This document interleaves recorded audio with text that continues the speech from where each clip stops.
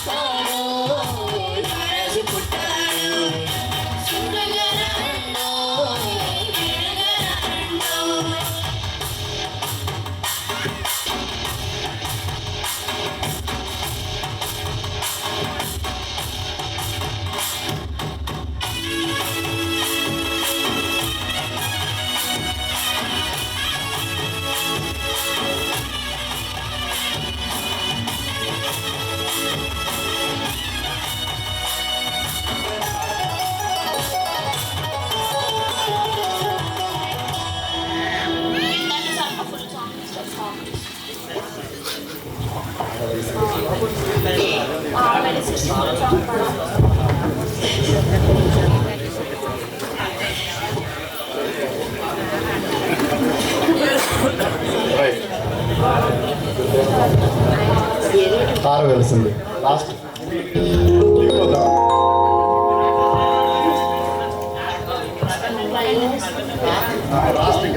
Scale అంతా ముందే చూసుకోండి.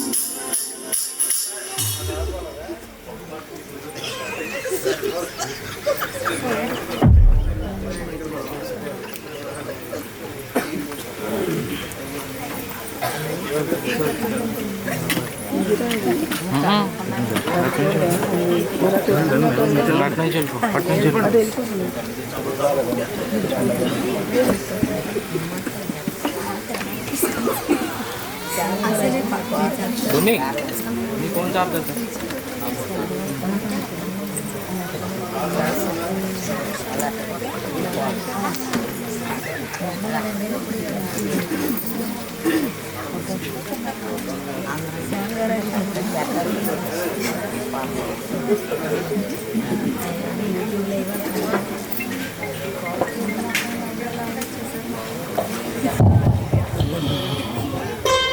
మన మధ్యన ఉన్న సర్వేశ్వర గారు వచ్చి ఒక ప్రత్యేకమైనటువంటి కీర్తన పాడతారు. తర్వాత దేవుని వాక్యాన్ని మనం అందరం ప్రయత్నించేద్దాం.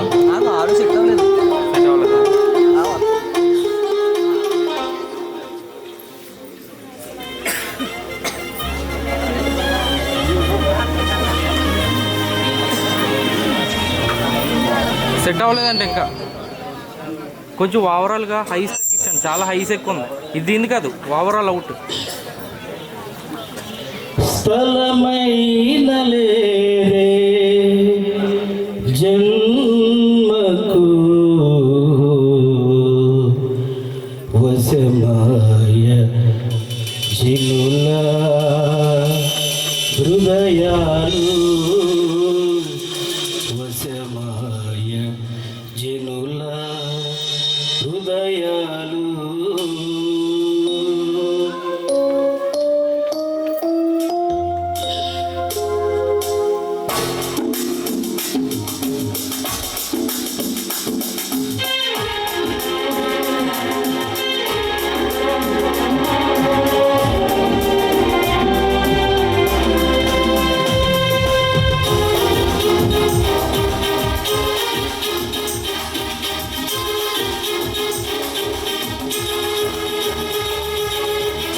శాలలో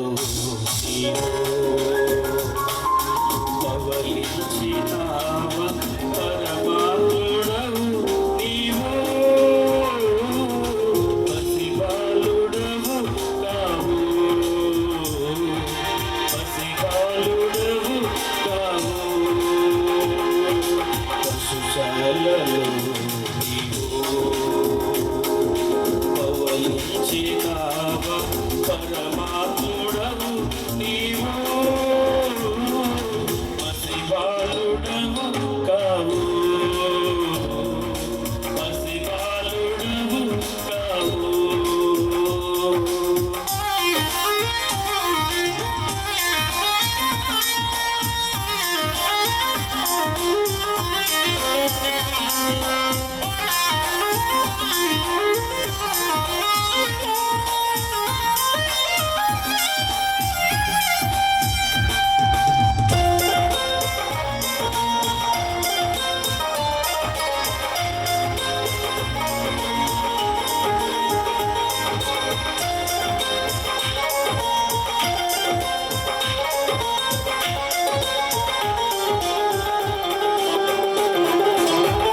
ప్రాయమందే సాధులు సరితూగలేదే బోధకులు,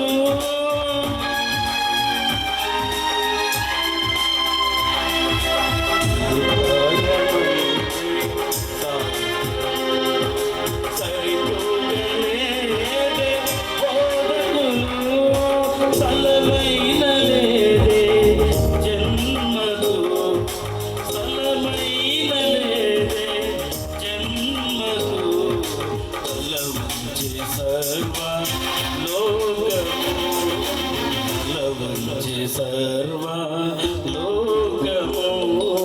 పశుశాలలో పవలించినావ పరమాత్ముడవు నీవు, పసిబాలుడవు కావు, పసిబాలుడవు కావు, పసిబాలుడవు కావు, పసిబాలుడవు కావు.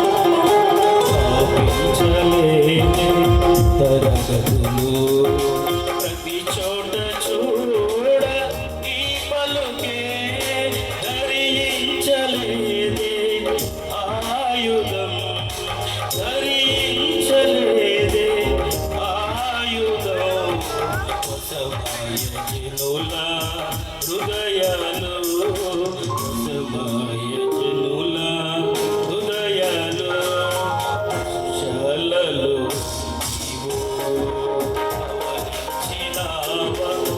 పరమాత్ముడవు నీవు మసివాలుడవు కావు మసివాలుడవు కావు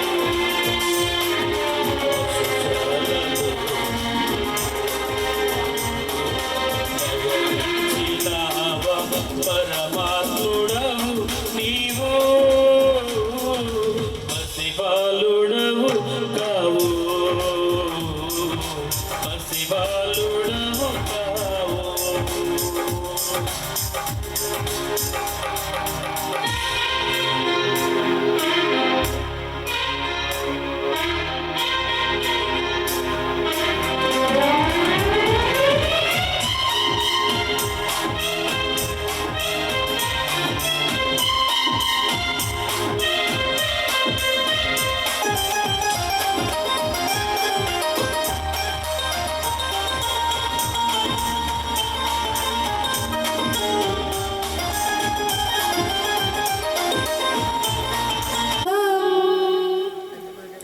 నువ్వే నా ప్రాణాధారము నువ్వే నా జీవాధారము నువ్వే నా ప్రాణాధారము నువ్వే నా జీవాధారము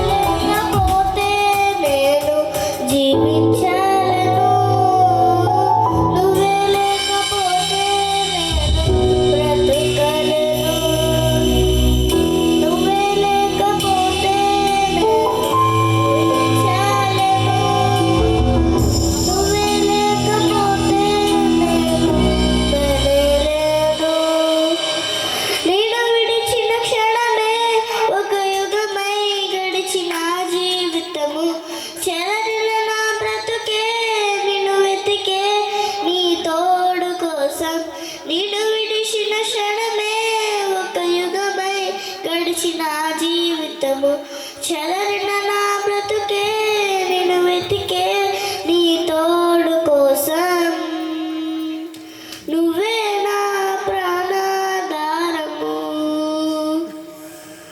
నువ్వే నా జీవాధారము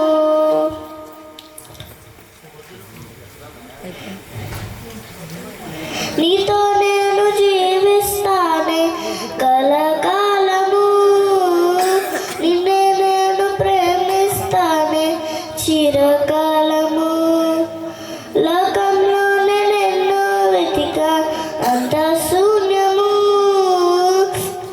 చివరికి నువ్వే నిలిచావే సదాకాలము నేను విడువను దేవా నా ప్రభువా నా ప్రాణదాత నీ చేతితో మలచి నన్ను విరచి సరిచేయు నాదా నేను విడువను దేవా నా ప్రభువా నా ప్రాణదాత నీ చేతితో మలచి నన్ను విరచి సరిచేయు నాదా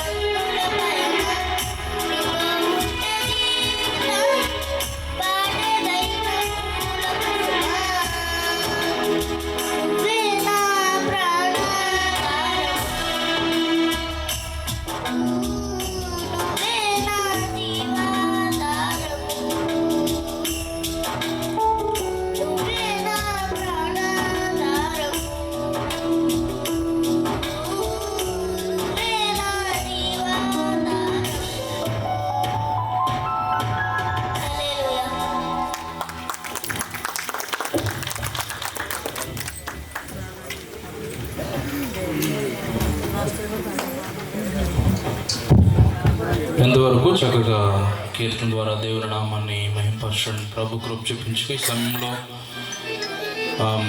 దేవుని వాక్యాన్ని వినడానికి ప్రయత్నించేద్దాం. వాక్య సహాయం కొరకే మన మధ్య ఉన్న సహోదరులు గంగరాజు గారు ప్రార్థన చేసి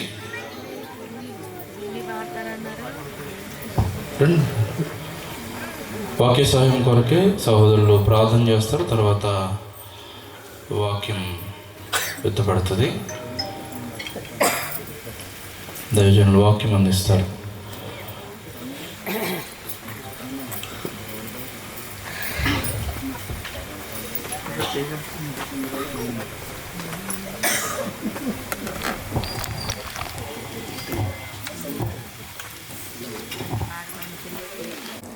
సర్వమానవాళి పాప పరిహారార్థమై వారి పాపం నుండి వారిని విమోచించుట కొరకై సర్వలోక సృష్టికర్తమైనటువంటి నీవు నీ సృష్టి అయినటువంటి మానవాళిని విడిపించుట కొరకై ఈ లోకానికి నరవతారిగా వచ్చిన దేవుడు గుణందుకే స్తోత్రాలు. ప్రభా, జనన దినాన్ని పురస్కరించుకుని ప్రభా నీ ప్రజలకు నీ రక్షణ సువర్తమానమును వినిపించగలడానికి సహాయపడుతూ రండి. చేరువచ్చిన నీ ఆత్మల కొరకు నీకు వందనాలు. నిలబడుతున్న మీ దాసుని నీ కుమారుని సిలువు చాటును మరుగుపరిచి నాకు మాకు అందరికీ కావలసిన నీ వాక్కును బయలుపరిచి తద్వారా నీ రాజ్య తండ్రి వారసత్వానికి మమ్మల్ని జ్ఞాపకం చేసుకుంటూ రమ్మని మహిమా ఘనత ప్రభావం నీకు మాత్రమే ఆరోపించుకుంటూ మా ప్రభువును రక్షకుడైన యేసునామమును బట్టి బ్రతిమలాడి వేడుకొనుచున్నాము తండ్రి, ఆమేన్. ఈ స్తోత్రాలు చెల్లిస్తున్నాము. మా ఆహ్వానాన్ని మన్నించి వాతావరణం మరి అననుకూలంగా ఉన్న, చలిగా ఉన్న, కొంతమందికి చలి వాతావరణం పడకపోయినా మరి మా ఆహ్వానాన్ని మన్నించి మరి ఒక్కరమే కాకుండా మేము చాలామందిని కలిసి ఆహ్వానించినప్పుడు మా అందరి ఆహ్వానాన్ని మన్నించి వచ్చిన మీ అందరికీ కూడా మా ప్రత్యేకమైనటువంటి వందనాలు మీకు తెలియజేస్తూ ఉన్నాము. ఈ రాత్రికాల సమయంలో కొద్ది నిమిషాలు దేవుని యొక్క వాక్యాన్ని మనం వినడానికి మనం ఇష్టపడదాం. ఈ డిసెంబర్ నెల రాగానే ప్రపంచమంతా కూడా ఒక ఆనందకరమైన, సంతోషకరమైనటువంటి, ఆహ్లాదకరమైనటువంటి వాతావరణంతో నిండిపోతుంది. ఎందుకో మనందరికీ తెలుసు. మీరు ఎక్కడ చూడండి, ఏ షాప్లో చూడండి, ఎక్కడ చూసినా కానీ ఈ క్రిస్మస్ వాతావరణమే కనపడుతూ ఉంటుంది. పెద్ద పెద్ద షాపుల, స్కూళ్ళ, ఎక్కడ చూసినా కానీ. నిన్న కూడా మన ప్రధానమంత్రి గారు నరేంద్ర మోడీ గారు ఢిల్లీలో ఒక ప్రార్థనా మందిరానికి వారు కూడా వెళ్ళినట్టుగా మనం వార్తల్లో చూసాం. కాబట్టి ప్రపంచం అంతా కూడా ఈ క్రిస్మస్ వాతావరణం, క్రిస్మస్ యొక్క ఆనందోత్సవాలు మనం చూస్తున్నాం. ఈ ప్రపంచమంతా ఆనందించడానికి కేంద్ర బిందువు ఎవరంటే, కేంద్రం ఎవరంటే, కారణం ఎవరు అంటే ప్రభు అయినటువంటి యేసుక్రీస్తు. ప్రభు అయినటువంటి యేసుక్రీస్తు జన్మించారు అని 2025 సంవత్సరాలు ఆయన జన్మించి దాదాపుగా 2025 సంవత్సరాలు అవుతున్నా కానీ ఇప్పటికీ కూడా ప్రపంచంలో యేసుక్రీస్తు పుట్టినటువంటి సందర్భాన్ని మరి ప్రపంచంలో అనేకమైనటువంటి దేశాలు జరుపుకుంటూ ఉన్నాయి. ప్రపంచమంతా జరుపుకునేటువంటి ఏకైక పండుగ ఏంటి అనంటే అది క్రిస్మస్ పండుగ అని మనము చెప్పొచ్చు. నిరాటంకంగా చెప్పొచ్చు, నిస్సందేహంగా చెప్పొచ్చు. ఎందుకంటే మీరు కూడా గూగుల్లో మీరు సెర్చ్ చేయండి, ప్రపంచంలో ఏ పండుగ ప్రపంచ దేశాల్లో జరుపుకుంటున్నారని మీరు అడగగానే మీకు గూగుల్ సమాధానం చెప్తుంది. ప్రపంచ దేశాల్లో జరుపుకునేటువంటి పండుగ క్రిస్మస్ పండుగ అని. కొన్ని పుట్టినరోజులు మరి ఆ ఇంటికి మాత్రమే పరిమితం అవుతాయి. కొంతమంది పుట్టినరోజు జరుపుకుంటారు, వారి ఇంట్లో వారు మాత్రమే సంతోషిస్తారు. కొన్ని పుట్టినరోజు జరుపుకుంటారు, ఆ వీధిలో అందరూ సంతోషిస్తారు. కొన్ని పుట్టినరోజు జరుపుకుంటారు, ఆ ఊరిలో వారందరూ సంతోషిస్తారు. కొంతమంది పుట్టినరోజు జరుపుకుంటారు, ఆ మండలంలో వాళ్ళు సంతోషిస్తారు. కొన్ని పుట్టినరోజులు ఆ జిల్లాలకు పరిమితం, కొన్ని పుట్టినరోజులు ఆ నియోజకవర్గానికి పరిమితం. ఆయన ఎమ్మెల్యే గారు అయితే ఆ నియోజకవర్గంలో ఉన్న వారందరూ కూడా అక్కడక్కడ పుట్టినరోజులు జరుపుకుంటారు. ఒకవేళ ఆయన ముఖ్యమంత్రి అయితే కనుక రాష్ట్రమంతా ఆ పుట్టినరోజు జరుపుకుంటారు. ఒకవేళ ప్రధానమంత్రి అయితే దేశమంతా ఆ పుట్టినరోజు జరుపుకుంటున్నారు. కానీ ప్రపంచమంతా జరుపుకునేటువంటి పుట్టినరోజు ఎవరిది అని అంటే ఆయన ప్రభు అయినటువంటి యేసుక్రీస్తు యొక్క పుట్టినరోజు. ఎందుకు ప్రపంచమంతా యేసుక్రీస్తు ప్రభు యొక్క పుట్టినరోజు జరుపుకుంటున్నారు? ఎందుకు యేసుక్రీస్తు ఈ ప్రపంచానికి ఆయన కేంద్ర బిందువు అయ్యాడు? ఎందుకు ప్రపంచ దేశాలు ఆయనను గుర్తించాయి? ఎందుకు చరిత్రను విభాగించవలసి వచ్చినప్పుడు, చరిత్ర గురించి చెప్పాల్సి వచ్చినప్పుడు క్రీస్తు పూర్వం, క్రీస్తు శకం అని ఎందుకు చరిత్రను విభజించారు అని అంటే, యేసుక్రీస్తు ఒక ఉన్నతమైనటువంటి వ్యక్తిగా, యేసుక్రీస్తుని ఒక ఉన్నతమైనటువంటి దేవునిగా ఈ ప్రపంచం, ఈ చరిత్రకారులు గుర్తించినట్లుగా మనం చరిత్రను మనం గమనిస్తూ ఉంటాం. ప్రియమైనటువంటి సహోదరి సహోదరులరా, యేసుక్రీస్తు ప్రభు ఈ లోకానికి ఆయన ఎందుకు రావాల్సి వచ్చిందో అనేది కొన్ని మాటలు మనం పరిశుద్ధ గ్రంథంలో నుంచి మనం వినడానికి మనం ప్రయత్నం చేద్దాం. క్లుప్తంగానే ఈ మాటలు ఉంటాయి. దయచేసి ఈ కొన్ని మాటలు వినడానికి ప్రయత్నం చేయాలని ప్రేమపూర్వకంగా మనం చేస్తూ ఉన్నాను. లూకా సువార్తలో కొన్ని మాటలు మనం చూద్దాము. లూకా సువార్త 2వ అధ్యాయము. యేసుక్రీస్తు యొక్క పుట్టుక యొక్క విశేషం ఏంటి, యేసుక్రీస్తు పుట్టుకలో ఉన్నటువంటి ఆ యొక్క ప్రత్యేకత ఏంటి అని మనం ఆలోచన చేస్తే కనుక లూకా సువార్త 2వ అధ్యాయం, లూకా సువార్త 2వ అధ్యాయంలో మనం చదివితే కనుక 10వ వచనంలో, అయితే ఆ దూత భయపడకుడి, ఇదిగో ప్రజలందరికీ కలగబోవు మహా సంతోషకరమైన సువర్తమానము నేను మీకు తెలియజేయుచున్నాను అని మనం చదువుతున్నాం. యేసుక్రీస్తు యొక్క జన్మ సువర్తమానము అని మనం చూస్తున్నాం. సువర్తమానము, సువార్తమానము అనగా మంచి వార్త అని అర్థం అన్నమాట. అంటే యేసుక్రీస్తు యొక్క పుట్టుక శుభవార్త అని అనుకోండి. సువర్తమానము అంటే ఒకవేళ అర్థం కాకపోతే కనుక యేసుక్రీస్తు యొక్క జన్మ అది ఒక శుభవార్త. శుభవార్త అంటే మంచి వార్త అని మనం చూస్తూ ఉన్నాం. ఎందుకు యేసుక్రీస్తు వారి యొక్క జన్మ శుభవార్త అని మనం ఆలోచన చేస్తే కనుక, ఒక ఆయన నీటిలో మునిగిపోతున్నాడంట. నీటిలో మునిగిపోతున్నాడు, రక్షించండి రక్షించండి అని కేకలు వేస్తున్నాడు. కేకలు వేస్తుంటే ఏం చేయాలి? చూసిన వారు ఎవరైనా ఏం చేయాలి? ఆ వ్యక్తిని ఏదో ఒక రకంగా, ఆ నీళ్లలో మునిగిపోతున్న వ్యక్తిని బయటికి తీసుకొని రావాలి.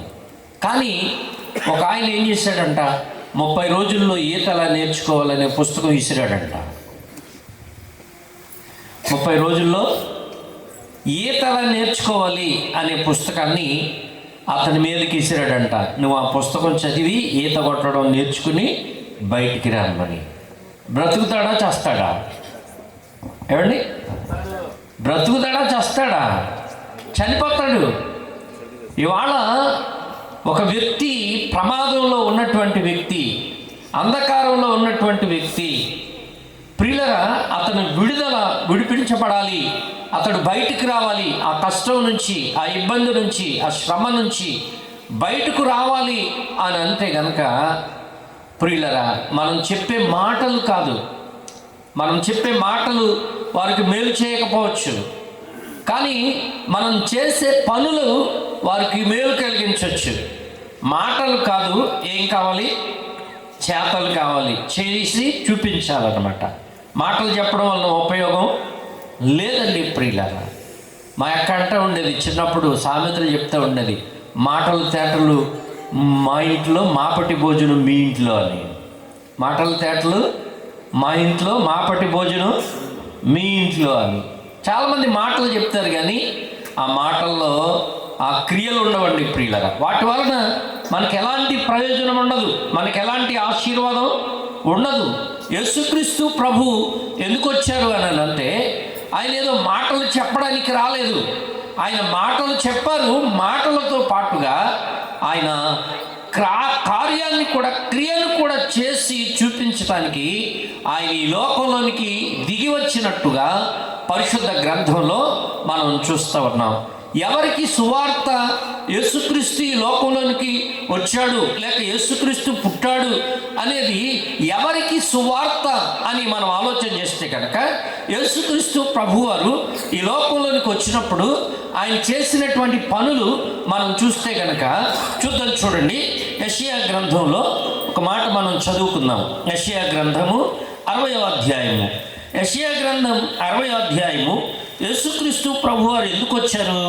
ప్రభువు యెహోవా ఆత్మ నా మీదికి వచ్చి ఉన్నది, దీనులకు సువర్తమానము ప్రకటించుటకు యెహోవా నన్ను అభిషేకించెను.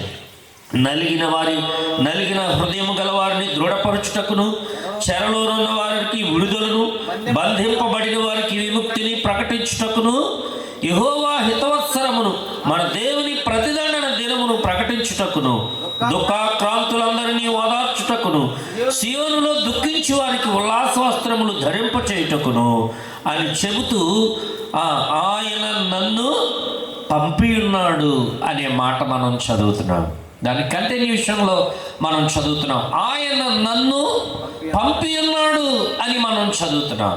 యేసుక్రీస్తు ప్రభు ఆయన ఎందుకు ఈ లోకంలోనికి రావాల్సి వచ్చింది అని మనం చూస్తే కనుక 42వ అధ్యాయం, యెషయా గ్రంథము 42వ అధ్యాయంలో మనం చదివితే కనుక 6వ వచనం, గుడ్డి వారి కన్నులు తెరుచుటకును, బంధింపబడిన వారిని చెరసాలలో నుంచి వెలుపలకు తెచ్చుటకును, చీకటిలో నివసించు వారిని బందీ గృహములో నుండి వెలుపలకు తెచ్చుటకును అని మనం చదువుతూ ఉన్నాం. ప్రభునందు ప్రియమైన దేవుని పిల్లలారా, నిన్ను కాపాడి ప్రజలకు నిబంధనగా, అన్యజనులకు వెలుగుగా నిన్ను నియమించి ఉన్నాను అని యేసుక్రీస్తు ప్రభువును గుర్చి ఆయన ఈ లోకంలోనికి వచ్చి, ఆయన ఈ లోకంలో జన్మించి ఆయన ఏం చేస్తారో అనే విషయాలు దాదాపుగా 700 సంవత్సరాల క్రితమే యెషయా అనేటువంటి ప్రవక్త ద్వారా ప్రవచించబడినట్లుగా పరిశుద్ధ గ్రంథంలో మనం చూస్తున్నాం. యేసుక్రీస్తు ప్రభు ఈ లోకంలోనికి వచ్చి ఆయన ఏం చేస్తారు, ఆయన అవసరత ఈ లోకానికి ఎందుకు అవసరమైంది, ఆయన ఎందుకు రావాలి ఈ లోకంలోనికి? ఎంతోమంది ఈ లోకంలో పుట్టారే, ఎంతోమంది ఈ లోకంలో జీవించారే, ఎంతోమంది ఈ లోకంలో పూజలు అందుకున్నారే, కొనియాడబడ్డారే. మరి మరొక ఆయన యొక్క అవసరత ఈ లోకానికి ఏమొచ్చింది? యేసుక్రీస్తు ఎందుకు ఈ లోకంలోనికి రావాల్సి వచ్చింది అని అంటే, యేసుక్రీస్తు రాక ఒక సువార్త అని మనం చదువాం, అది శుభవార్త అని మనం చదివాం. యేసుక్రీస్తు కూడా ఏం చెప్పడానికి వచ్చారు అని మనం చదువుకున్నాం, ఆయన సువార్త చెప్పడానికే ఈ లోకంలోనికి వచ్చారు. ఏంటి ఆ సువార్త ఏంటి అని అంటే, ఎవరైతే అంధత్వంలో ఉన్నారో, అంధకారంలో ఉన్నారో, గుడ్డివారుగా ఉన్నారో వారికి నేనేం చేయడానికి వచ్చాను? వారి కన్నులు తెరవడానికి వచ్చాను. ఎవరు బంధకాలలో ఉన్నారో వారిని నేనేం చేయడానికి వచ్చాను? వారిని విడిపించడానికి వచ్చాను అని యేసుక్రీస్తు ప్రభు వారు చెప్తున్నారు. ఎవరైతే చీకటిలో ఉన్నారో వారిని వెలుగులోనికి తీసుకుని రావడానికి నేను వచ్చాను అని యేసుక్రీస్తు ప్రభు వారు చెప్తున్నారు. మరణ ఛాయలో ఉన్నవారు అనే మాటలు మనం చదువుతాం. చీకటిలో ఉండే జనులు గొప్ప వెలుగును చూస్తారు అని లూకాసు వార్త 1వ అధ్యాయంలో చివరి వచనాల్లో మనం చదువుతాం. చీకటిలో ఉండే జనులు గొప్ప వెలుగును చూస్తారు. ప్రియులరా, లోకమంతా చీకటిలో ఉండగా బైబిలు చీకటి అని ఎలా నిర్వచించింది అంటే, చీకటి పాపమునకు సాదృశ్యంగా ఉన్నట్టుగా మనం చూస్తూ ఉన్నాం. పాపము ఎప్పుడు చేస్తారు? వెలుగులో చేస్తారా, చీకటిలో చేస్తారా? దొంగతనం వెలుగులో చేస్తాడా, చీకటిలో చేస్తాడా? చీకటిలో చేస్తాడు. కాబట్టి పాపము చేసేవారు అందరూ కూడా ఎప్పుడు చేస్తారు? చీకటిలోనే చేస్తారు. బహిరంగంగా ఎవరు పాపం చేయరు, తప్పు చేయరు. తప్పు చేసే ప్రతి ఒక్కరూ కూడా రహస్యంగానే చేస్తారు, చీకటిలో చేస్తారండి ప్రియులారా.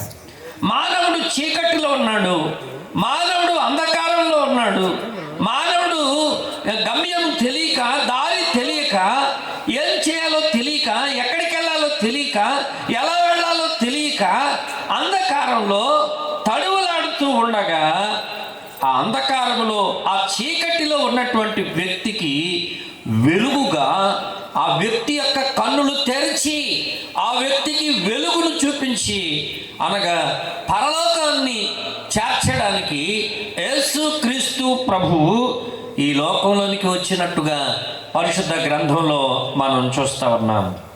ప్రియులరా, ఆయన చెప్పడమే కాదండి, ఆయన చేసి చూపించారు. ఆయన గుడ్డివారి కన్నులు తెరవజేయడానికి వస్తాడు అని ఆయన పుట్టక ముందు 700 సంవత్సరాల క్రితం చెప్పబడితే, యేసుక్రీస్తు పుట్టిన తరువాత ఆయన గుడ్డివారి కన్నులు తెరిచినట్లుగా మనం చూస్తాం. యోహాను సువార్త అనేటువంటి ఒక పుస్తకం ఉన్నది బైబిల్ గ్రంథంలో. 9వ అధ్యాయంలో మనం చదువుతాం. అక్కడ యోహాను సువార్త 9వ అధ్యాయంలో యేసుక్రీస్తు ప్రభువుకు ఒక గుడ్డివాడు ఎదురుపడ్డాడు. ఆ గుడ్డివాడు ఎలాంటి గుడ్డివాడంటే పుట్టుకతోనే గుడ్డివాడు. ఎప్పటి నుంచి గుడ్డివాడండి? పుట్టుకతోనే గుడ్డివాడు. శిష్యులు అడుగుతూ ఉన్నారు, ప్రభువా, వీడు పుట్టుకతోనే గుడ్డివాడిగా పుట్టాడు, వీడు పాపం చేశాడా, వీరిని కన్నవారు పాపం చేశారా అని అడుగుతున్నారు శిష్యులు. ఎందుకు గుడ్డివాడిగా పుట్టాడు? అందరికి కళ్ళు ఉన్నాయి, అందరూ ప్రపంచాన్ని చూస్తున్నారు, అందరూ ప్రపంచాన్ని చూసి ఆనందిస్తున్నారు. మరి ఈ వ్యక్తికి ఆనందం లేదు, సంతోషం లేదు, కళ్ళు లేవు, పుట్టినప్పుడే కళ్ళు పోయినాయి. మరి ఇతని పాపమా, ఇతని తల్లిదండ్రులు పాపం చేశారా అని యేసుక్రీస్తు ప్రభుని శిష్యులు అడిగినప్పుడు యేసు ప్రభు వారు చెప్పారు, వీడు పాపం చేయలేదు, వీని కన్నవారు కూడా పాపము చేయలేదు. దేవుని క్రియలు వీని యందు బయలుపరచబడడానికి వీడు గుడ్డివాడిగా పుట్టాడు అని యేసుక్రీస్తు ప్రభువు చెప్పారు. చెప్పడమే కాదు, ఆ గుడ్డివాడిని యేసుక్రీస్తు ప్రభువారు బాగు చేసినట్లుగా మనం చూస్తాం. అక్కడ రాయబడింది, పుట్టుగుడ్డివాని కన్నులు తెరవబడటం లోకము పుట్టినది మొదలుకొని ఇప్పటి వరకు చూడలేదు అని. పుట్టి గుడ్డివాని కన్నులు తెరవబడటం అనేటువంటిది లోకము పుట్టినది మొదలుకొని ఇప్పటి వరకు చూడలేదు.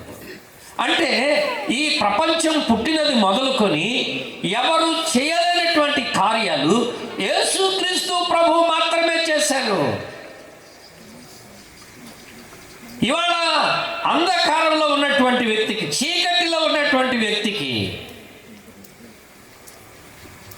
కొంతమంది కన్నులుండి కూడా చూడలేనటువంటి స్థితిలో ఉన్నారండి. కన్నులుండి చూడలేనటువంటి స్థితిలో ఉన్నారు చాలామంది. కళ్ళు ఉన్నాయి కానీ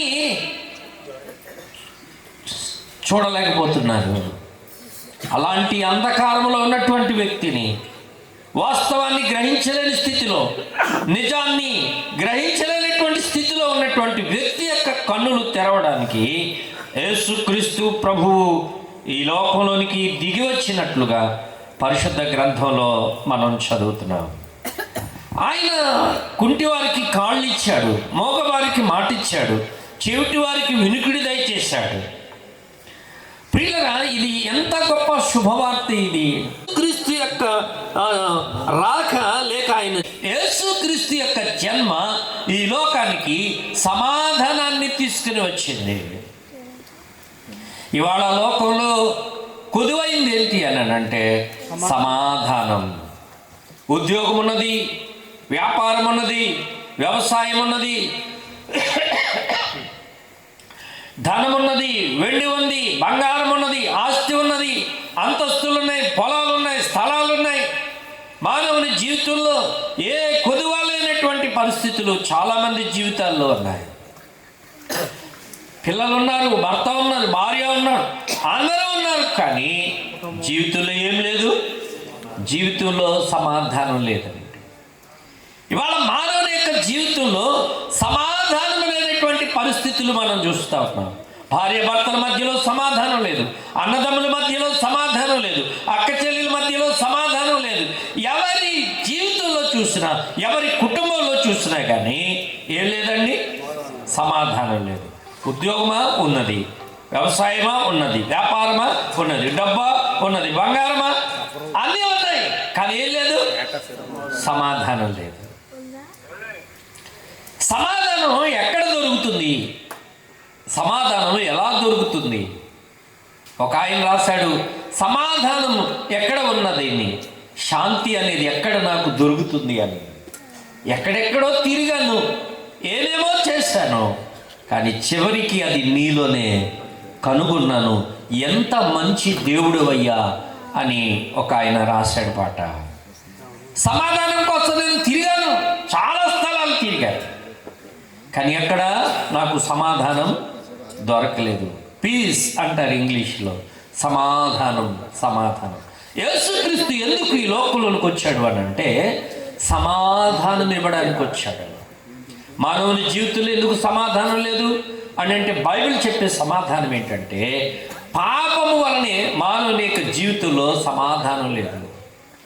మానవుడు పాపం వలన తన హృదయంలో ఉన్నటువంటి సమాధానాన్ని పోగొట్టుకుంటున్నాడు. అన్యాయం, అక్రమం, ప్రియులర, దొంగతనాలు, వ్యభిచారాలు, మోసము, దగ, ఇలాంటి జీవితం ద్వారా మానవుడు తన హృదయంలో ఉన్నటువంటి సమాధానాన్ని పోగొట్టుకున్నాడు.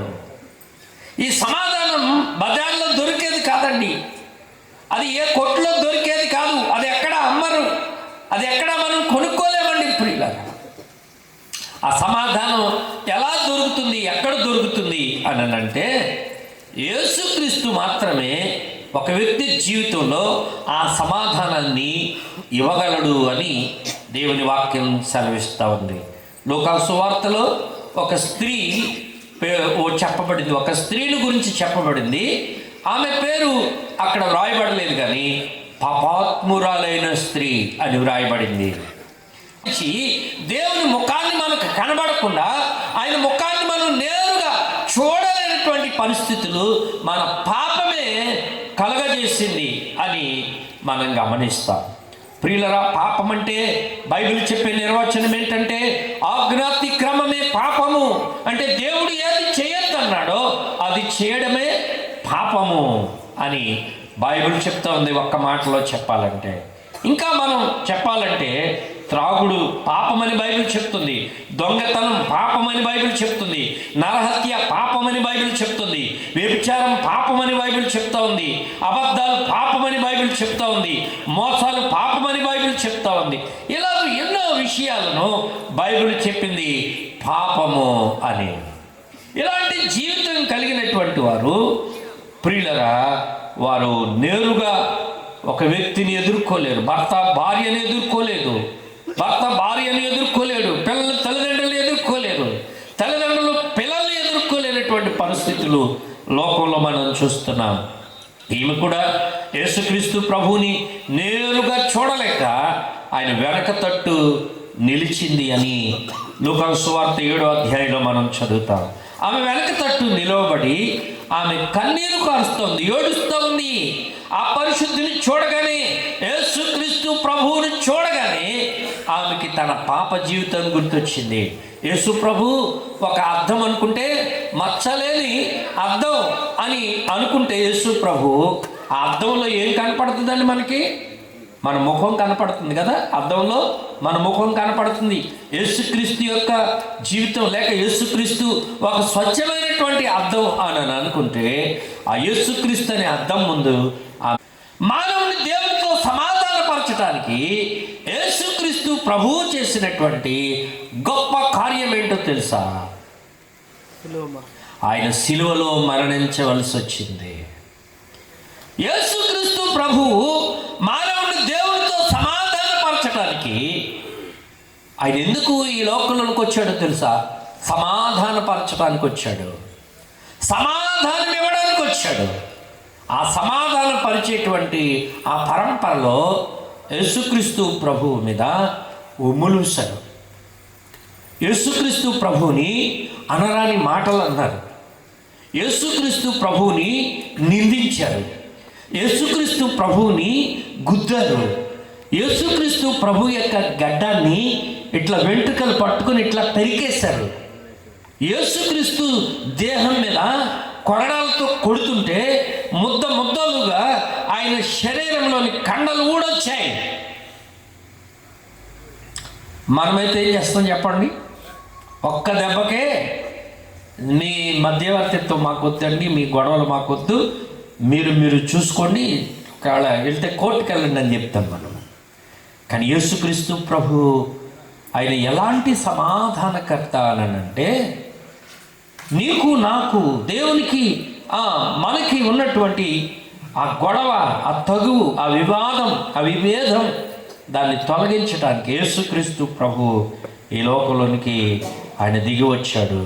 దేవుని వాక్యం చెప్తోంది ఆయన మన సమాధాన కారకుడు. ఆయన ఎవరు చెప్పండి? ఆయన మన సమాధాన కారకుడు. ఆయనను బట్టే మనము సమాధాన స్థితిని కలిగి ఉన్నాము అని రోమపత్రిక 5వ అధ్యాయంలో మనం చదువుతున్నాం. మన సమాధాన స్థితి ఎవరిని బట్టి కలిగింది? యేసుక్రీస్తుని బట్టే.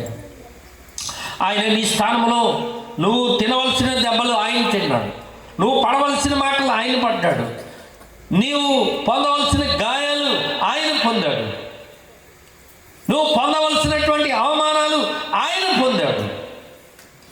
ఆయన దేవుడితో సమాధానపరచడానికి ఎంతవరకు వెళ్ళాడంటే మరణం వరకు వెళ్ళాడు. మరణించడానికైనా ఇష్టపడ్డాడు. కానీ ఈ మధ్యవర్తిత్వం ఎంత కఠినమైనది అనుకుంటే, ఎంత కష్టమైనది అనుకుంటే అసలు నీలో లోకంలోనికి వచ్చేవాడినే కాదు అని అనలేదు యేసుక్రీస్తు ప్రభు. ఎందుకు వచ్చాడు ఆయన? దేవునికి మనకి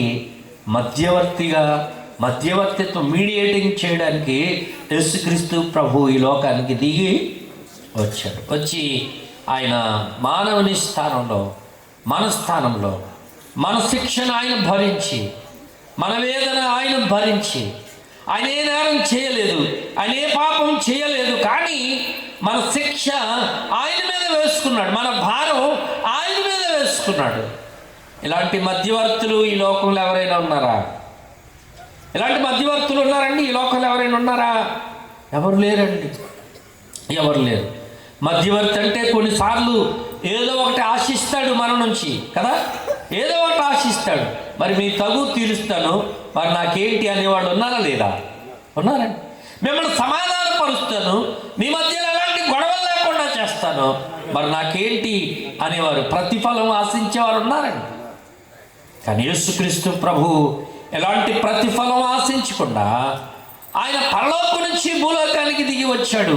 మానవుని కొరకు, మానవుని దేవుడితో ఐక్యపరచడానికి, మానవుని దేవుడితో సమాధానపరచడానికి, మానవునికి దేవునికి మధ్యలో సంధి చేయడానికి, సయోధ్య చేయడానికి యేసుక్రీస్తు ప్రభు పరలోకం నుంచి భూలోకానికి దిగి వచ్చాడు. ఇవాళ ఎందుకు ప్రపంచ దేశాలన్నీ యేసుక్రీస్తుని ఇంత ఘనంగా పొగుడుతున్నాయి? ఎందుకు ఆయన్ని ఆరాధిస్తున్నారు, ఎందుకు ఆయన్ని పూజిస్తున్నారు అని అంటే, ఆయన లాంటి దేవుడు లేడు, ఆయన లాంటి మధ్యవర్తి లేడు, ఆయన వంటి సమాధానకర్త లేడు. మానవుణ్ణి దేవునితో సమాధానపరచడానికి, దేవునితో సమాధానం లేకపోతే ఏమైద్దండి అని అంటే మనం నరకానికి వెళ్ళాల్సిందే, పాతాళానికి వెళ్ళాల్సిందే, అగ్నిగుండానికి వెళ్ళాల్సిందేనండి. ప్రియులారా, రాజమండ్రిలో గోదావరి దగ్గర రివర్ బే అని ఒకటి ఉన్నది. రివర్ బే అక్కడ స్కేటింగ్ పార్కు, తర్వాత పిల్లలు చక్కగా ఆడుకోవడానికి ఇలాంటి సదుపాయాలన్నీ అక్కడ చేశారు. అక్కడ ఒక గోడ మీద వ్రాసారండి, ఏ పాపం చేసిన వారు ఏ నరకానికి వెళతారో అని ఆ గోడ మీద రాశారు. ఎప్పుడైనా మీరు వెళితే చూడండి, ఏ పాపం చేసిన వాడు ఏ నరకానికి వెళ్తాడు. పొన్నామి నరకం నుండి రౌరవాది నరకం వరకు 24 నరకాలు ఉన్నాయని హైందవ గ్రంథాలు చెప్తూ ఉన్నాయి. పొన్నామి నరకం నుండి రౌరవాది నరకం వరకు 24 నరకాలు. మన బైబిల్ అయితే నరకముంది నరకముంది నరకముంది అంటుంది అంతే. కానీ హిందూ గ్రంథాలు ఏం చెప్తున్నాయి? 24 నరకాలు ఉన్నాయండి. ఏ పాపం చేసినోడు ఏ నరకానికి వెళ్తాడో అని అక్కడ రాశారు ఆ గోడ మీద, గోదావరి గట్టు దగ్గర. అంటే నరకం ఉన్నదని అందరూ నమ్ముతున్నారు కదా, అన్ని మతాల వారు నమ్ముతున్నారు కదండి. ఏముందని? నరకం ఉన్నదని నమ్ముతున్నారు. కైలాసం ఉందని నమ్ముతున్నారు, నరకం ఉందని నమ్ముతున్నారు. ప్రియులారా, యేసుక్రీస్తు ప్రభు ఎందుకు వచ్చాడు అని అంటే, నరకము నుంచి తప్పించడానికి యేసుక్రీస్తు ప్రభు ఈ లోకానికి వచ్చాడు. ఆయన కుమారుడిగా ఈ లోకంలోనికి వచ్చాడు. కుత్సితన్ మారాయ కుమారహ అన్నారు. కుత్సితముల నుండి అనగా పాపముల నుండి విడిపించేవాడే కుమారుడు అన్నారు. యేసుక్రీస్తు ప్రభు ఆయన కుమారునిగా ఈ లోకంలోనికి ఎందుకు వచ్చాడంటే, మానవుని యొక్క పాపాలను ఆయన తొలగించడానికి ఆయన ఈ లోకంలోనికి వచ్చాడు. నరకం నుంచి తప్పించడానికి, అగ్ని గుండం నుంచి తప్పించడానికి యేసుక్రీస్తు ప్రభు ఈ లోకంలోనికి వచ్చాడు. ఆయన ఎందుకు జన్మించాడు అంటే, నీ జీవితంలో సమాధానం ఇవ్వడానికి వచ్చాడు. ఆ సమాధానం పరిచేటువంటి పరంపరలో యేసుక్రీస్తు ప్రభు తన ప్రాణాన్ని కూడా లెక్క చేయకుండా ఆ కల్వరి శిలువ మీద ఆయన తన నిండు ప్రాణాన్ని పెట్టాడు. చాలామంది తెలియకంటున్నారు, 3 మేకుల మీద ఏలాడాడు, 3 మేకులు పీక్కోలేకపోయాడు అన్నట్టుగా మాట్లాడుతున్నారు. ఆయన వృద్ధాప్యం వచ్చి చనిపోలేదండి, ఆయన వ్యాధి వచ్చి చనిపోలేదండి, ఆయన అనారోగ్యంతో చనిపోలేదండి. ఆయన 33.5 సంవత్సరాల నుండి యవ్వనంలో చనిపోయాడు. ఆయన మానవ పాప పరిహారం కొరకు ఆయన చనిపోయాడు. ఆయన మేకులు పీక్కోగలడు. ఆయన మేకులు పీక్కుంటే మానవునికి పాప విమోచన లేదు. మానవుడు పాతాళానికి వెళ్ళిపోవలసిందే. అర్థమవుతుందండి? ఆయన ఈ లోకంలో చేయలేనిది ఏది లేదు. ఆయన ఏం చెప్పాడు? నా ప్రాణాన్ని పెట్టడానికి నాకు అధికారం ఉన్నది, నా ప్రాణాన్ని తిరిగి తీసుకోవడానికి నాకు. ఆయన ప్రాణం పెట్టగలడు, ప్రాణాన్ని మనం చచ్చిపోగలం, కానీ మళ్ళా బ్రతకగలమా? మనకు అధికారం లేదు. చనిపోతాం. చచ్చిపోవాలని కొంతమంది చనిపోతున్నారు. అరే పొరపాటు అయిపోయింది, పొరపాటును దాగని ఈ విషయం అని మళ్ళీ బ్రతకాలనుకున్నాడు అనుకోండి, బ్రతుకుతాడా? బ్రతకలేడు. యేసుక్రీస్తు ప్రభు చెప్పాడు ఏమని? నా ప్రాణం పెట్టడానికి నాకు అధికారం ఉంది, తిరిగి తీసుకోవడానికి నాకు అధికారం ఉంది. ఆయన చేతగాక చనిపోలేదండి, ఆయన వృద్ధాప్యం వచ్చి చనిపోలేదండి, ఆయన అనారోగ్యం వచ్చి చనిపోలేదు. ఆయన మరణాన్ని ఆయన జయించగలడు, జయించాడు కూడా. ఆయన మరణించకపోతే గనక మనకి జీవం లేదు. ఆయన మరణించకపోతే గనక మనకి పరలోకం లేదు. ఆయన మరణించకపోతే గనక మనకి పాప క్షమాపణ లేదు. అందుకు యేసుక్రీస్తు ప్రభువు చనిపోయాడు. కానీ ఆయన చేతగాక కాదు, బలహీనుడై కాదు, ఆ మేకులు పీక్కోలేక కాదు. ఇది చాలామందికి అర్థం కాక వాళ్ళు అట్లా మాట్లాడుతున్నారు. యేసుక్రీస్తు ప్రభు ఆయన చనిపోయాడు, ఆయన సమాధి చేయబడ్డాడు, ఆయన 3వ దినాన సమాధిని గెలిచి తిరిగి లేచాడు. ఈనాటికి కూడా అనేక మంది యెరూషలేము దేశం వెళ్ళి చూసొస్తున్నారు ఆ ఖాళీ సమాధిని. ప్రపంచంలో ఒక ఖాళీ సమాధి ఉన్నది అని ఎవరిదైనా ఉందా అని అంటే అది యేసుక్రీస్తు ప్రభుది. ఇప్పటికీ చరిత్రలో ఉన్న విషయాలే చెప్తున్నాం. ఇవి కల్పించినవి కాదు, ఇవి కాకమ్మ కథలు అంతకంటే కాదు. కాబట్టి ప్రియులారా, యేసుక్రీస్తు ప్రభువు ఆయన సమాధానకర్త. ఒకవేళ ఈ సమాధానం నీ జీవితంలో కావాలంటే, నీ భర్తతో నీకు సమాధానం లేదా, నీ భార్యతో సమాధానం లేదా, నీ అన్నదమ్ములతో సమాధానం లేదా, నీ అక్కచెల్లెలతో సమాధానం లేదా, నువ్వు ఎవరితో సమాధానాన్ని పోగొట్టుకున్నావు, ఆ సమాధానాన్ని నీ జీవితంలో ఇవ్వగలిగిన వాడు యేసుక్రీస్తు ప్రభు. ఆ సమాధానాన్ని పొందాలంటే నువ్వేం చేయక్కర్లే. నువ్వు డబ్బులు ఇవ్వక్కర్లేదు, నీ వస్త్రాలు మార్చుకోవక్కర్లేదు, నువ్వు కాలినడకన ఎక్కడికి నడిచి వెళ్ళాల్సినటువంటి అవసరం లేదు. నువ్వు చేయవలసిందల్లా ఒక్కటే, నువ్వు ఉన్న చోటున ఉన్న పాటున, ప్రభువా నేను పాపిని, పాపం వలన నా జీవితంలో నేను సమాధానాన్ని పోగొట్టుకున్నాను, నా పాపాలు క్షమించిన ఆయన నీ సమాధానాన్ని నా హృదయంలోనికి పంపు అని అంటే చాలు. యేసుక్రీస్తు ప్రభు నిన్ను క్షమిస్తాడు, నీ పాపాలు క్షమిస్తాడు, నేను తన కుమారునిగా కుమార్తెగా స్వీకరిస్తాడు. నిజమైనటువంటి క్రిస్మస్ అంటే ఏంటో తెలుసా? యేసుక్రీస్తు ఎక్కడో బెత్లెహేములో పుట్టాడని పాటలు పాడుకోవడం కాదు. యేసుక్రీస్తు ఎక్కడో ఆయన పుట్టాడని మనం ఇంకా ఏమేమో కార్యక్రమాలు చేయడం కాదు. అసలు నిజమైనటువంటి క్రిస్మస్ అంటే యేసుక్రీస్తు ప్రభు మన హృదయంలో జన్మించడం. యేసుక్రీస్తు ప్రభు ఎక్కడ పుట్టాలి? మన హృదయంలో పుడితే అది నిజమైనటువంటి క్రిస్మస్. అది రోజు క్రిస్మస్సే. కాబట్టి ప్రియులరా, ఈ క్రిస్మస్ రోజున యేసుక్రీస్తు ప్రభువు నీ హృదయంలో పుట్టాలని ఆశపడితే నీ హృదయాన్ని తెరువు. ప్రభువా, నా హృదయంలోనికి రా అని అంటే యేసుక్రీస్తు నీ హృదయంలోనికి వస్తాడు. నీ జీవితంలో నిజమైన సమాధానం ఇస్తాడు. ఆయన కుమారునిగా కుమార్తెగా స్వీకరిస్తాడు. దేవుడి మాటలు మన కొరకు దీవించును గాక. ఆమేన్.